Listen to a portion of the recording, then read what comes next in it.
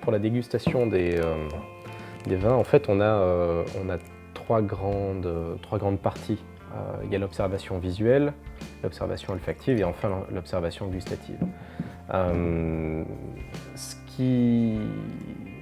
qu'on fait de manière assez rapide, c'est l'observation visuelle. Ça permet déjà de voir si le vin n'a pas un défaut d'aspect.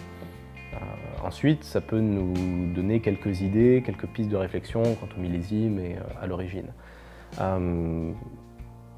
En général, pour les vins de Bourgogne, on est sur des couleurs qui sont toujours relativement claires. On est sur un côté rubis, transparent. Ça, c'est vraiment le côté traditionnel du Pinot Noir, puisqu'il faut remettre en ligne de compte que le Pinot Noir a un jus blanc. C'est uniquement les peaux qui vont amener la couleur au vin. Donc on a toujours des couleurs qui sont relativement transparentes. La deuxième partie, c'est l'observation olfactive. Et pour moi, c'est vraiment la phase la plus importante sur laquelle on a trop souvent tendance à passer aussi. Quand on débute une dégustation, le fait de faire travailler le nez, ça va préparer la bouche à la dégustation. Vous ferez l'expérience en sentant, vous salivez. Et ça, c'est vachement important parce qu'en fait, la salive est vraiment le liant entre le vin et vos papilles.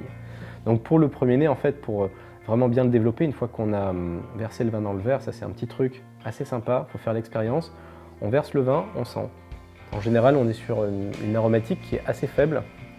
Et en fait, pour développer le premier nez sans oxygéner le vin, on fait juste ce que j'ai fait tout à l'heure, hein, on fait juste tourner le vin dans le verre en essayant d'aller le plus près possible du buvant. Et puis ensuite, on ressent. Et là, on reste sur un profil aromatique qui est quasiment similaire, mais avec beaucoup plus d'intensité. Et puis enfin, une fois qu'on a découvert dans son ensemble le nez du vin, ben là, on va procéder à la dégustation à proprement parler. Sachant qu'en bouche, pour faire court, hein, on distingue l'attaque, le milieu de bouche et la finale, qui sont les trois temps forts, on va dire, de la dégustation. L'attaque est assez importante parce qu'elle nous donne deux grandes indications. La première, c'est l'indication de température.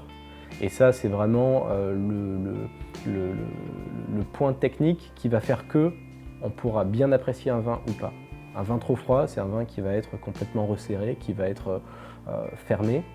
Un vin trop chaud, c'est un vin qui va être souvent plus alcooleux, qui va manquer d'acidité. Voilà. Donc c'est pour ça que quand on prend le vin en bouche, on s'attelle déjà à savoir s'il est à sa bonne température de service. Après, il y a le milieu de bouche, où cette fois, on va avoir à la fois évidemment le côté gustatif du vin, c'est-à-dire quel est le goût que je vais ressentir. Est-ce qu'on est dans la continuité du nez ou est-ce qu'on a quelque chose de différent? Et puis également une sensation tactile. Et puis enfin, il y a ce qu'on appelle la finale, c'est vraiment quand on avale le vin au niveau de la gorge. Là, on a un petit peu les toutes dernières sensations avec le vin qui vont durer ou pas. On arrive à ce qu'on appelle la persistance aromatique et du coup on va chercher évidemment à avoir une persistance la plus longue possible puisque c'est une des conditions pour avoir des grands accords gastronomiques. Alors, quand vous buvez un verre, si vous l'avalez et qu'ensuite plus rien ne reste en bouche, quand vous allez prendre votre bouchée, on n'aura pas d'interaction avec le vin. Donc l'idée, et quand on cherche des grands vins, c'est toujours dans une idée gastronomique d'avoir cette longueur en bouche qui va permettre d'avoir une interaction intéressante avec le plat.